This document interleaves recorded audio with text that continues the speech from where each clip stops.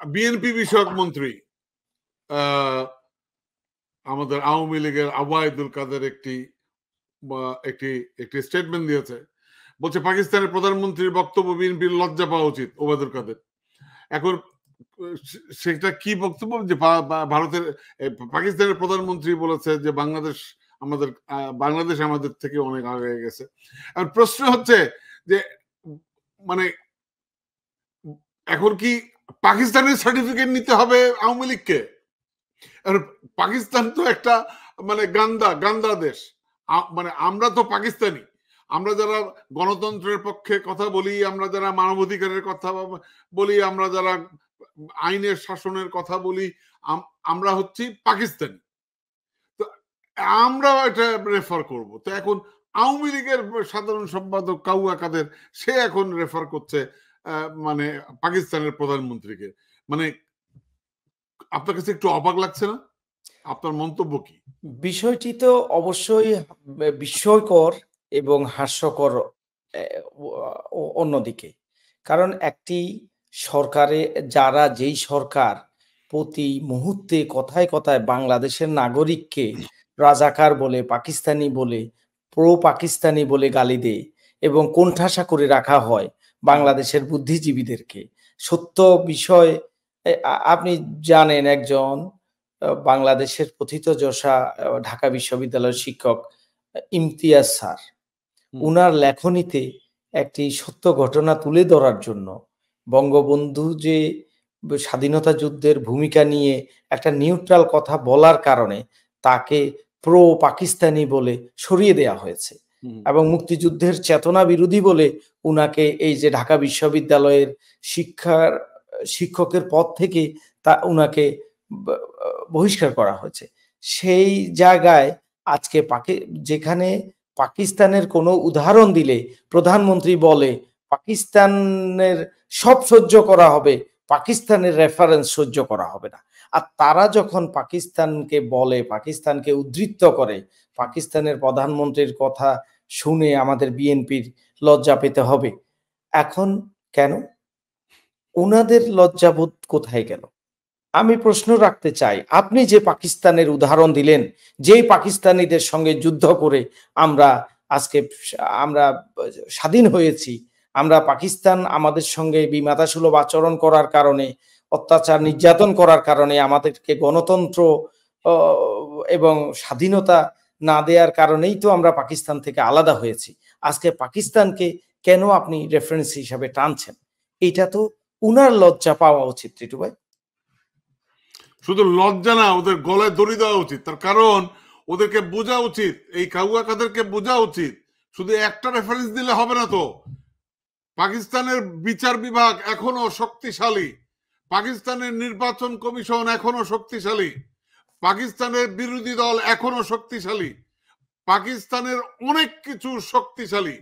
ওগুলাকে বলেন, তখন আপনাকে বলবে আপনি রাজাকার। আপনি ওই সম্পর্কে বলেন, বলবেন সেটাই। আমরা রিসেন্টলি কি দেখেছি, এই যে পাকিস্তানে একটা নির্বাচন হলো, সেখানে বিরোধী দলকে, ইমরান খানের দলকে, পিটিআইকে ঠেকানোর জন্য অনেক চেষ্টা হয়েছিল, কিন্তু বাংলাদেশে যে কায়দায় বিরোধী দলকে দমন করা হয়েছে, নিঃশেষ করা হয়েছে, বাংলাদেশের নেতাদেরকে যেভাবে হামলা মামলা দিয়ে যেভাবে গণগ্রেপ্তার করা হয়েছে, বাংলাদেশের প্রধান বিরোধী দলীয় নেত্রী বেগম খালেদা জিয়াকে এই ৮০ বছর বয়সেও যেভাবে এরেস্ট করে রাখা হয়েছে, মুমূর্ষ করে রাখা হয়েছে, আজকে বাংলাদেশের বিএনপির মতো একটা দলের বড় বড় নেতাদের নামে ৫০০ মামলা, ২০০ মামলা, ৭০০ মামলা, এই ধরনের মামলা দেয়া হয়েছে, সেটা তো পাকিস্তানে করা হয়নি। বা সেইখানের নির্বাচনী ফলাফলে তো সেখানে এই যে ইমরান খানের দল অনেকগুলো সিট পেয়েছে, অথচ আমাদের পাকিস্তানে যে তত্ত্বাবধায়ক সরকার প্রতিষ্ঠা হয়েছে, আচ্ছা, পাকিস্তানে তত্ত্বাবধায়ক সরকার প্রতিষ্ঠা হয়েছে, পাকিস্তানের বিচারপতিরা এখনো স্বাধীনভাবে কথা বলতে পারে, পাকিস্তানের লেখকরা, কলামিস্টরা এখনো স্বাধীনভাবে কলাম লিখতে পারে, তাদের টকশো ব্যক্তিত্বরা এখনো স্বাধীনভাবে কথা বলতে পারে।